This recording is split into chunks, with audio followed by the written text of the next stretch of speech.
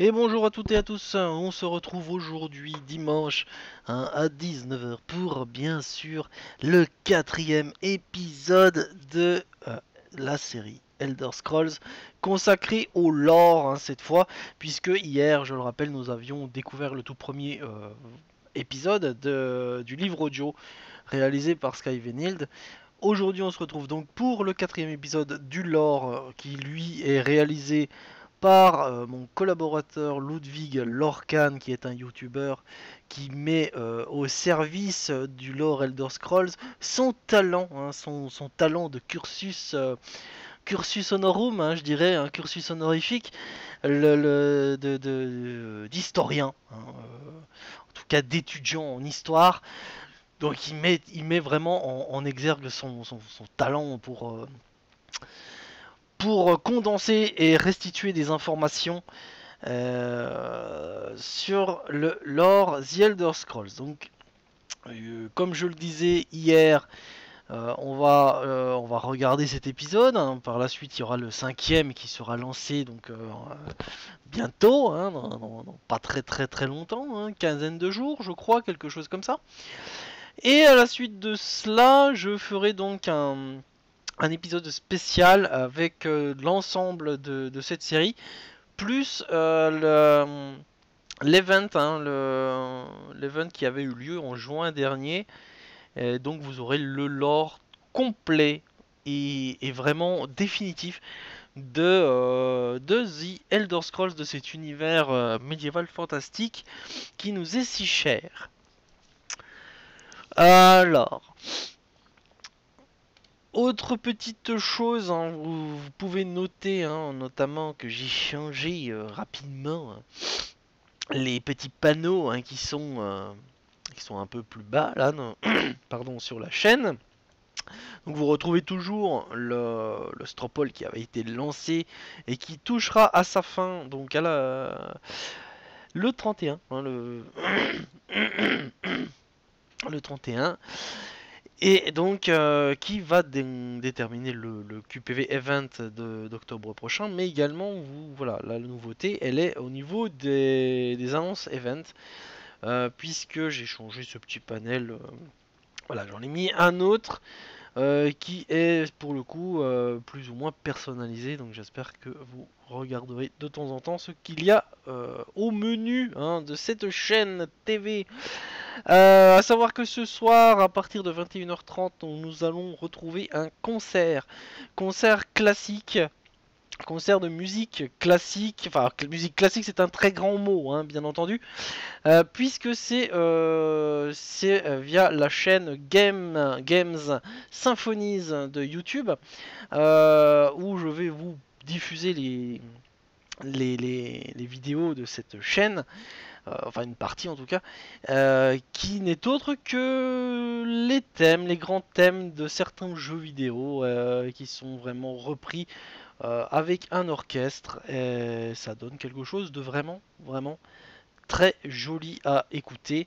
Donc je vous donne rendez-vous bien sûr à 21 h 30 ce soir pour une petite heure et demie en gros de concert, ce qui changera un petit peu de ce qu'on peut trouver habituellement sur Twitch, et cela sans trop déborder de cet univers qu'est Twitch, puisque Twitch est quand même vraiment axé sur les jeux vidéo, malheureusement je dirais, parce que finalement c'est une plateforme de streaming qui permet pas de streamer uniquement que du jeu vidéo, mais vraiment offre la possibilité large et une possibilité vraiment très large de diffuser un tas de programmes qui peuvent être réellement très très intéressants dans tous les domaines, que ce soit du jeu vidéo, de l'informatique, ça peut être de la vie de tous les jours, puisqu'on retrouve avec les créatives, ça fait partie de la vie de tous les jours.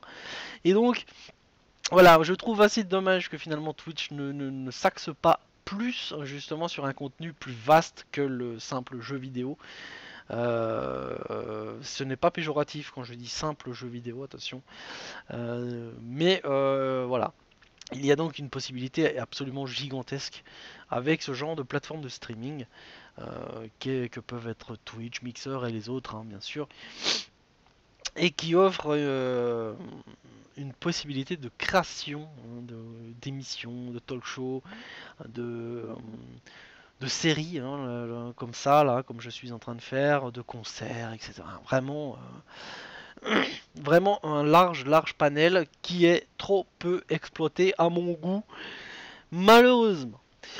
Cela dit, on n'est pas là pour faire un débat hein, sur les possibilités de production de Twitch, puisque, voilà, je le rappelle, nous sommes là pour le 4e épisode de la série sur le lore The Elder Scrolls, narré cette fois non pas par Skyvenild comme hier soir, puisqu'on retrouvera Skyvenild lors du prochain livre audio Elder Scrolls qui se tiendra, si je ne dis pas de bêtises, hein, qui se tiendra le 6 avril, donc la semaine prochaine.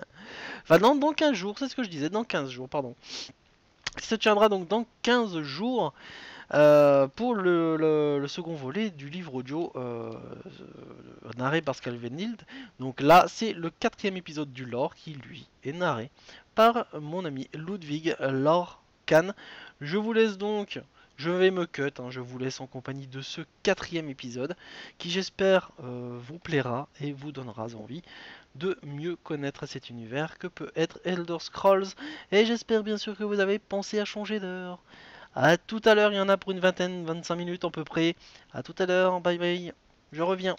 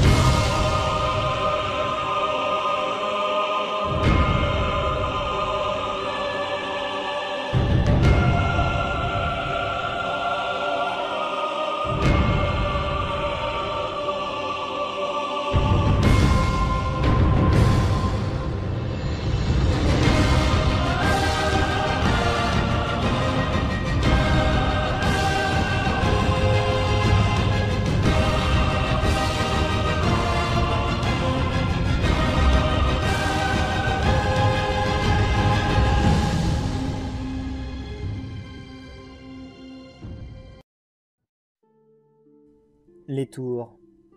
Élément central pourtant caché de l'univers Elder Scrolls, les tours sont ce qui permet au monde mortel d'être stable et d'être séparé de l'Oblivion. En lien avec notre précédente vidéo, les tours ont plusieurs rôles dans l'univers Elder Scrolls. Elles sont là pour renforcer l'existence de Nirn et ont servi aux anciens Elnofais, au moins les Elmer, afin de réacquérir leur divinité après la Convention et le début du temps suite à la guerre entre les elfes et les hommes. Aussi, dans cet épisode, nous verrons quelles sont les origines des tours, leur fonctionnement et utilité, et quelles sont-elles.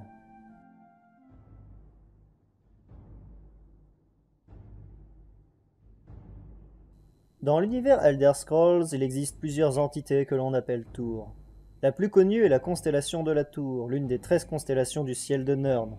Mais cette tour est censée représenter un concept du Mundus encore plus important. Elle représente l'Orbis lui-même. Vu de dessus, l'Orbis est constitué de Nirn, des 2 lunes et des 8 planètes plans des Aedra. Tout cela forme le Mundus, la grande roue du plan mortel, où Nirn est au centre et les 8 planètes sont le bout des rayons de la roue. Puis vient l'Oblivion, divisé en 16 royaumes, ceux des princes d'Aedra, chacun placé autour du Mundus. Vient finalement le vide, séparant l'Oblivion des corps saignants d'Anu et Padomei, qui eux forment l'Aetherius.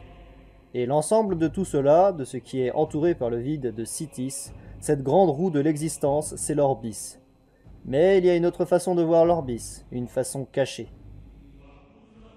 Alors que Akka naissait, donnant ainsi un sens au temps, Lorkhan s'éloigna de l'Orbis, les Etadas se trouvant encore dans l'Aetherius. Et en s'éloignant, Lorkhan put voir le monde dans son vrai sens. Cette roue, vue de côté, formait une tour, un grand trait qui était le sens de l'univers, la lettre I, ce qui donne I en anglais, ou je, une fois traduit. Et Lorkhan atteint le Kim, comprenant que tout cela, cet univers, était le rêve du Godhead. Et au centre de cette tour, Lorkhan décida de créer la sortie de la tour, et cette sortie serait le Mundus. Mais, comprenant que les dieux seraient incapables de passer cette sortie, il brisa le cycle des Kalpas. Tous les habitants des précédents Kalpas étaient des Het Ada, des êtres immortels revenant sans cesse d'un Kalpa à l'autre. Mais Lorkhan décida d'y mettre fin. Alors il créa le concept de mortalité, un état permis grâce à son être. Un état qui permettrait à d'autres êtres d'atteindre ce qu'il avait atteint, le Kim. Et là commença la création du Mundus dont Nörn est le centre. Et afin de permettre à la matière de se structurer selon les lois de Magnus le grand architecte, les Het Ada créèrent la première tour, la tour adamantine, devenue au fil des airs la tour d'Irénie, trônant sur l'île de Balfiera dans la baie d'Iliac. Et autour de cette structure, le monde se créa. La deuxième tour sera créée à la défaite de Lorkhan, où Ori-El, après que Trinimac ait arraché le cœur de Lorkhan, l'envoya, des flèches de son arc, dans la mer. La terre recouvrira alors le cœur, et c'est alors qu'est créée la tour rouge, le mont écarlate. Et là commence l'ère mérétique, le temps ayant 2 points d'ancrage pour s'écouler.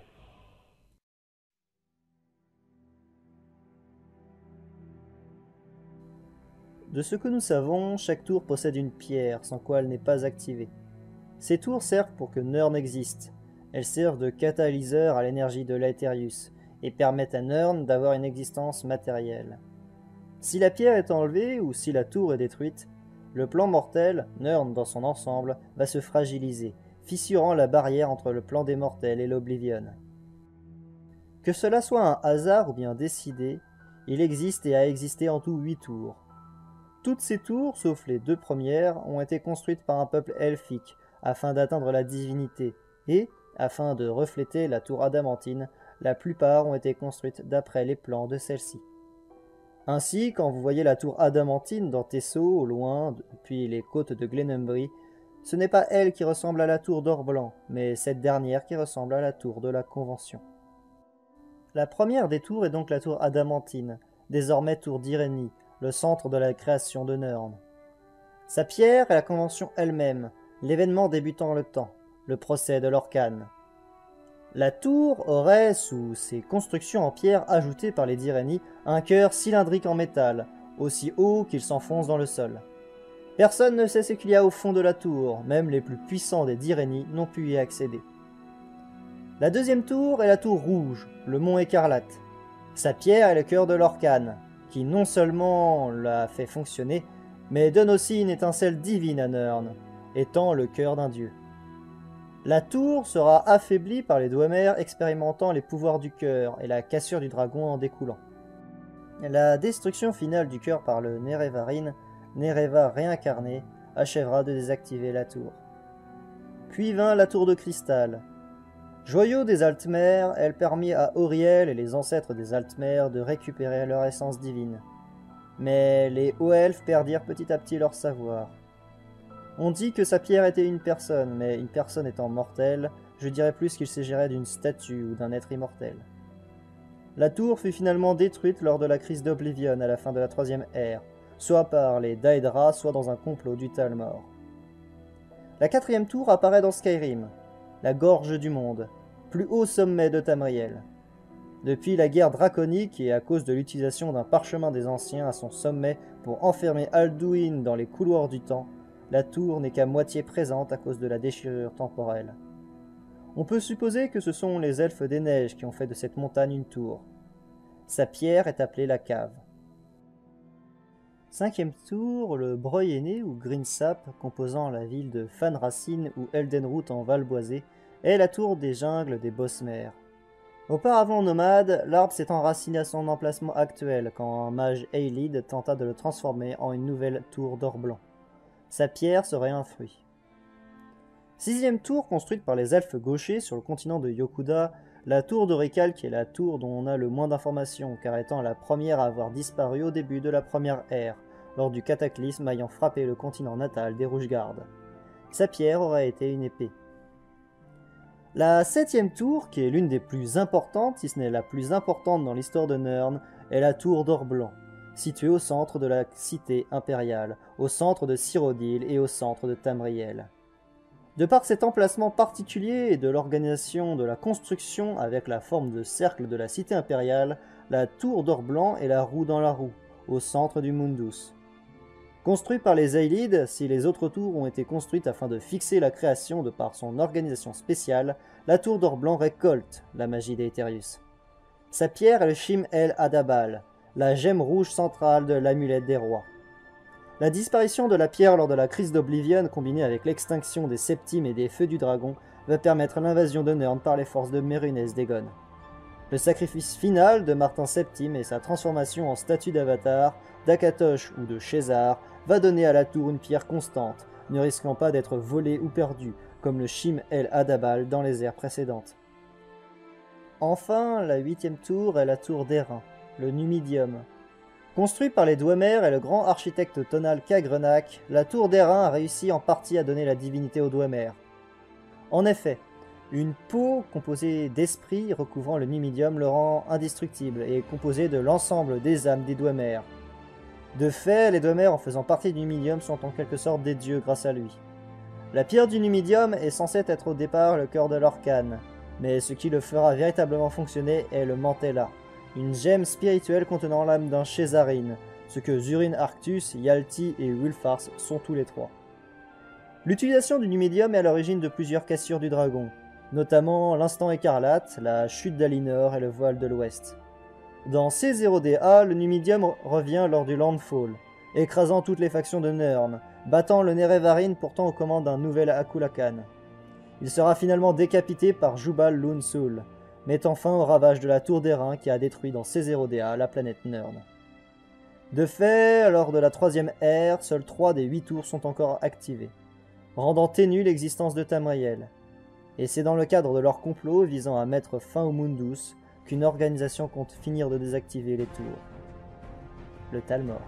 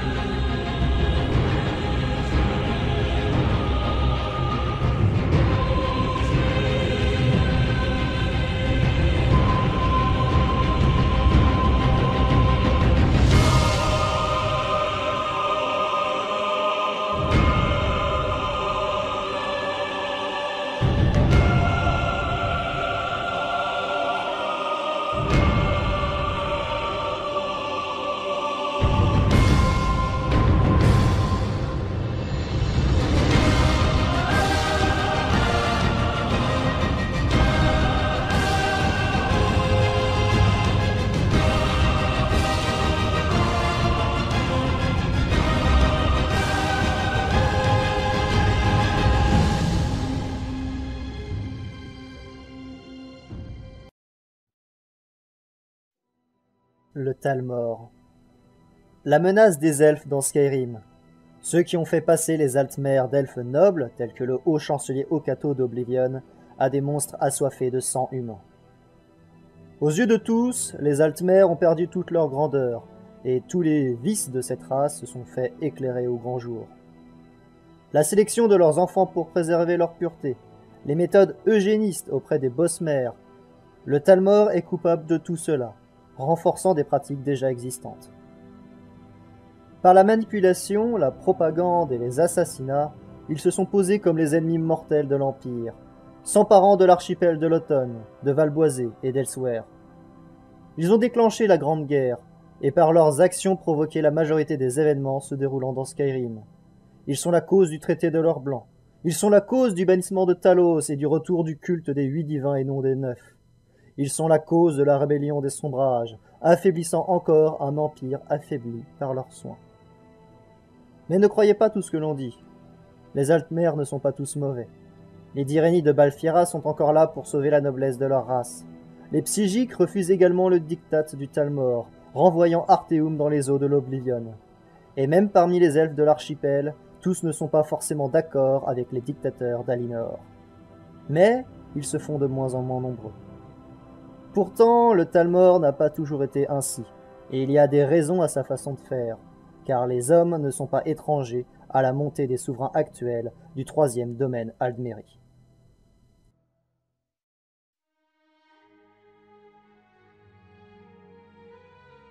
Au départ, le Talmor est un conseil s'occupant de la continuité de l'héritage culturel des Altmer. Cela fut leur rôle pendant une durée indéterminée, mais tout bascula avec le retour de Eiren Arana Almeri, fille et héritière du roi Idélis. En 580 de la deuxième ère, elle transforme le Talmor en une entité politique et administrative, afin de gérer l'archipel de l'Automne. Puis le rôle du Talmor va encore changer peu de temps après, lorsque Eiren va former le premier domaine Almeri, avec Valboisé et Elsewhere, afin de former un front commun dans le chaos du Grand Interrègne. Le Talmor va alors devenir le gouvernement du domaine, composé de représentants des trois races. Le Conseil use alors de deux organisations, les Points du Talmor, usant de la manière forte, et le corps diplomatique du Talmor, qui lui s'occupe de la manière douce. On peut y voir des ancêtres respectifs aux justiciars et émissaires du Talmor de la 4e ère. Si la conclusion de la guerre des alliances est inconnue, le fait est que le Talmor finira sûrement par perdre de son pouvoir, sortant pour un temps de la scène politique de l'archipel de l'Automne. Car ce ne sera qu'en 830 de la deuxième ère, soit près de 2 siècles et demi après le début de la guerre des alliances, qu'il redeviendra le gouvernement d'un nouveau domaine Almeri.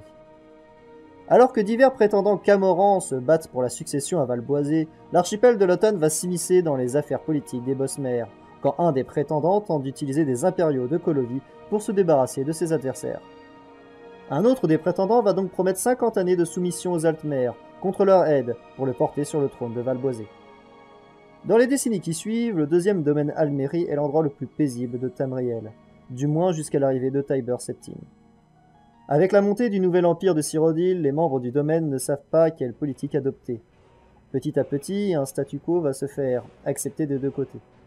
Tiber Septim envoyant même son mage de guerre Zurin Arctus en tant que diplomate. Toutefois, cela changera avec le ralliement de Morrowind à l'Empire. Tiber Septim va alors rappeler Zurin Arctus et déclencher le Numidium en l'année 897, dernière de la troublée deuxième ère. Et pour la première fois de son histoire, Tamriel fut unifiée.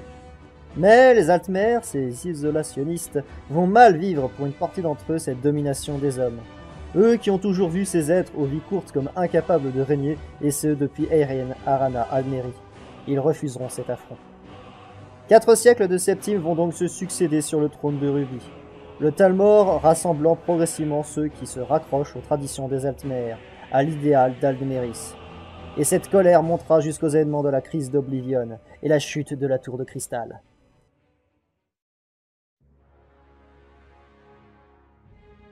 La chute de leur tour ancestrale sous les coups des Daedra, leur tour remontant jusqu'à Auriel, va briser les Altmer. Le Talmor va alors se présenter comme les sauveurs des hauts elfes. Ils vont clamer que ce sont eux qui ont fermé les portes d'Oblivion, niant ainsi le rôle d'un autre humain, d'un autre Septim, Martin Septim. Leur colère face à l'apothéose de Tiber Septim devenu Talos, devenu un divin et donc un Aedra, ne connaîtra plus de limites. Ceux contestant les dires du Talmor sont exilés, voire assassinés, et progressivement, le poison que le Talmor mettra aux oreilles des Altmer va porter ses fruits. Afin de faire plonger l'Empire dans le chaos, ils font assassiner le potentat Okato et le man d'Elsewhere en 10 de la 4e ère, déclenchant l'interrègne de la couronne de fureur. Et comme l'Empire désormais des Médés est affaibli, ils en profitent pour détrôner la famille royale en 22 de la 4e ère, 5 années après la montée de Titus Médée au pouvoir, renommant au passage l'archipel de l'Automne en Alinor. Puis, profitant toujours de la faiblesse impériale, ses partisans à Valboisé font un coup d'état et s'emparent de la province, malgré une tentative de la Légion de les en empêcher. Les Altmer envoient donc leurs troupes au secours de leurs partisans et repoussent l'Empire. Cela fait est proclamé en 29 de la 4e ère, le 3e domaine Aldmeri. Dans les décennies qui suivent, peu d'informations nous sont données sur le Talmor, comme le reste de la 4e ère de toute façon. Durant les années de début de la dynastie Médée à la tête de l'Empire, le Talmor aurait soutenu des groupes dissidents, comme celui dit des indigènes, opérant dans le comté de Skingrad durant les années 40. Puis nous passons à l'année 98. Là commencent les nuits du néant. La disparition des lunes va durer pendant 3 années avant que celles-ci réapparaissent en sang de cette ère. Le Talmor se présente alors comme les sauveurs des Khajiits, les lunes étant au centre de la vie des elfes-chats.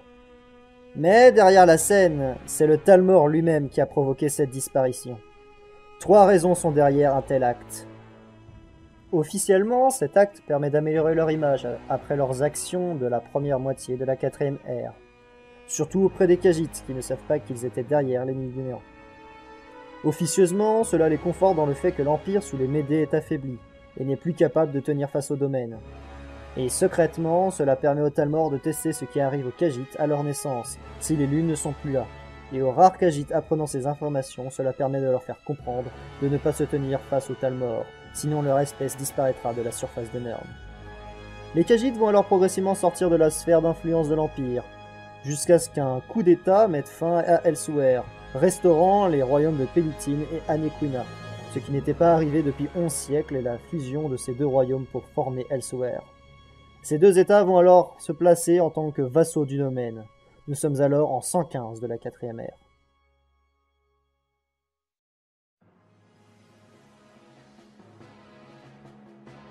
C'est plus de 50 ans plus tard que les grands événements vont se dérouler. Depuis la chute des Septimes, les lames sont à nouveau sorties de l'administration impériale, étant liées au sang du dragon. Mais face à la menace du Talmor, les agents des lames vont enquêter, espionner et surveiller les agissements du domaine Almeri. Le Talmor va donc décider de traquer les espions rôdant sur leur terre, et vont, en 171, présenter un ultimatum à l'empereur Titus Médée II. Cet ultimatum sera plus tard repris pour le traité de l'Heure Blanc.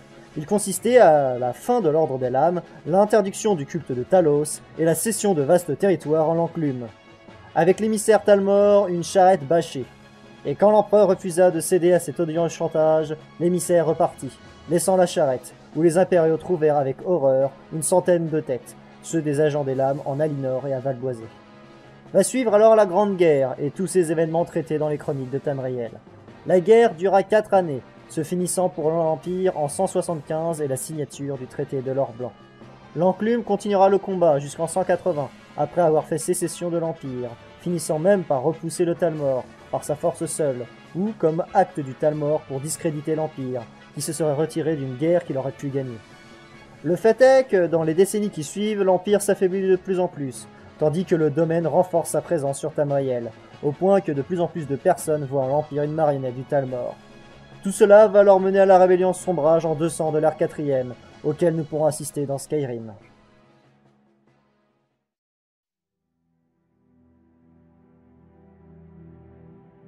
Le Talmor est fidèle à l'idéal d'Alméris. Si certains disent que Alméris est l'ancien continent des elfes, d'autres y voient un idéal elfique, celui d'une union des elfes vers le même objectif. Aussi, pour le Talmor des débuts, il tenta d'unir les peuples et d'éviter le racisme entre les membres du genre elfique.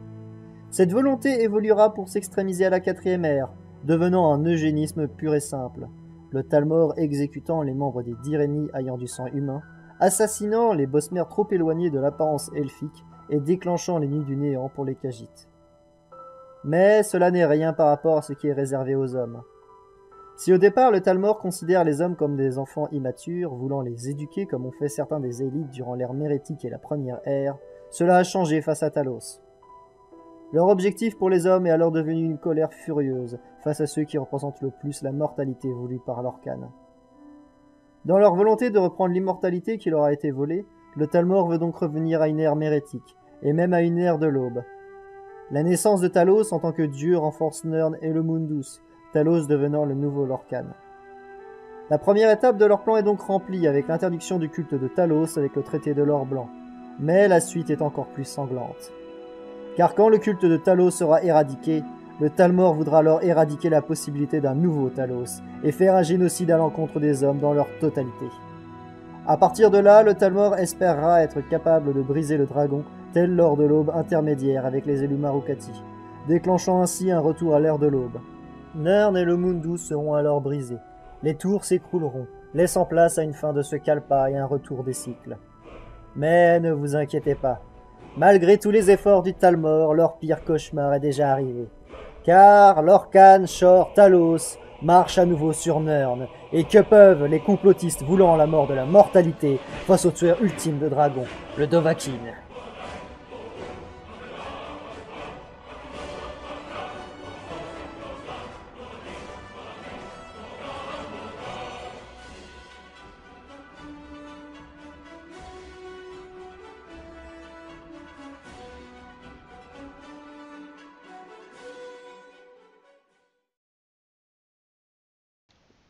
Et voilà donc pour le 4e épisode de cette série Elder Scrolls que j'espère vous plaît. Le 5e aura lieu dans 15 jours, le 8 avril, à partir de 19h aussi, sachant que donc le 5e et dernier épisode d'ailleurs, sachant que la série 2e épisode donc sur le livre audio que fait Sky Venhild se tiendra le 6 à 21h. Je rappelle bien entendu, vite fait, bien fait que ce soir, ce soir 21h30, concert sur cette même chaîne, concert de Games Symphonia. Depuis leur chaîne YouTube, bien sûr, je diffuserai juste les vidéos qui sont sur leur chaîne YouTube. Donc Game Symphonia, ce sera donc, les musiques des grands thèmes de certains jeux vidéo repris en orchestral. Donc soyez présents, c'est un petit concert qui dure une petite heure, 1h15 à peu près je crois, en gros. Même maximum je dirais. Donc ce soir 21h30, petit concert sur cette même chaîne. Demain 21h, demain lundi 21h, c'est le documentaire sur la Japan Expo Sud que j'ai réalisé lorsque j'étais sur place. Entre autres, parce que je suis allé piocher quand même aussi des vidéos YouTube, on va pas se mentir non plus. Voilà, et donc cette semaine c'est la suite Ciné Gaming, la suite de The Witcher 2, suivi des 2 premiers épisodes de The Witcher 3. Et sachant également que la semaine d'après, on aura le dernier épisode de The Witcher 3. Le dimanche prochain, c'est question pour un viewer. Donc pour le moment, comme je le disais, on garde encore les mêmes horaires.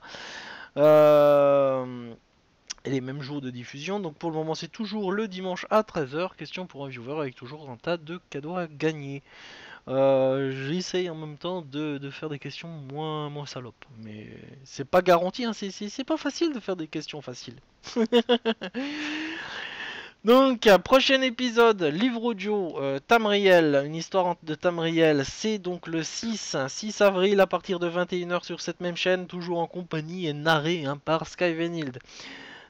5e et dernier épisode de la série Lore Elder Scrolls, qui lui est narré par mon ami et collaborateur Ludwig Lorcan, qui est un youtubeur que je vous invite encore une fois à aller suivre sur sa chaîne YouTube et sur son Facebook. Ce sera donc le 8 avril à 19h pour le 5e épisode. Autre petit truc, c'est qu'une fois ces 2 séries terminées, je ferai deux avant-premières, c'est-à-dire que une avant-première avec, concernant donc le travail de Ludwig Lorcan, avec l'ensemble de la série plus ce qui précédait du mois de juin dernier, c'est-à-dire toute l'histoire des chroniques de Tamriel. Donc là, on aura vraiment le truc complet. Mais vraiment complet sur le lore The Elder Scrolls pour ceux qui sont intéressés. Ensuite, donc deuxième avant-première, ce sera la diffusion dans son intégralité de la série, un livre audio, une histoire de Tamriel de Sky Venhild. Et ça, ce sera bien sûr quand tout sera monté et programmé dans les avant-premières, ce qui n'est pas très facile, puisque j'ai une connexion de Moldave et qu'il me faut des journées entières pour tout mettre en place. Ce qui est horrible, je ne vous le cacherai pas.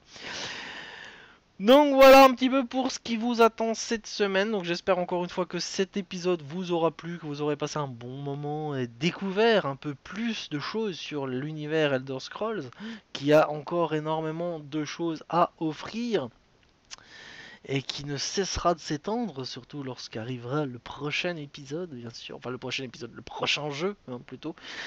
Donc là, on a un petit peu découvert d'où venait le fameux Talmor qui nous casse tant les couilles sur Skyrim, qui est très chiant. Et là, les petites guéguerres entre sombrage et empire s'évaporent comme neige au soleil, puisque le véritable ennemi, c'est pas l'empire pour les sombrages, ni les sombrages pour l'empire, c'est simplement le Talmor. Donc voilà, hein, on va remettre un petit peu les choses au clair. Il n'y a qu'un seul ennemi hein, dans Skyrim, c'est le Talmor, bien entendu. Euh, je dis ça, hein, je dis ça parce que je sais que ça va pas faire plaisir du tout à certaines personnes et qu'au final, moi, ça me fait bien rire. Donc, rendez-vous ce soir 21h30 pour le concert Game Symphony. C'est vraiment sympa. Hein. J'ai zappé sur quelques vidéos là hier soir, franchement. C'est vraiment sympa, on va retrouver du The Witcher, du Undertale, on va retrouver du LoL, on va retrouver vraiment un peu de tout. Du Mario aussi, hein, du Zelda hein, également. Donc vraiment de tout. Donc soyez présents 21h30 hein, pour le concert Game Symphonia, concert que moi je baptise classique, hein, parce que voilà, c'est pour moi c'est de la musique classique, les musiques de films, de séries ou de jeux vidéo, c'est de la musique classique, sauf qu'elle est moderne, c'est tout. Hein, c'est juste que c'est pas fait il y a 200 ans, c'est fait maintenant, hein, c'est la seule différence. Donc voilà. Sur ce, je vous remercie encore une fois pour les hosts, je vous remercie d'être venus, je vous remercie d'avoir partagé avec moi ce petit moment, et je vous donne encore une fois rendez-vous ce soir 21h30 pour le concert Game Symphonia. Merci à tous, bye bye tout le monde.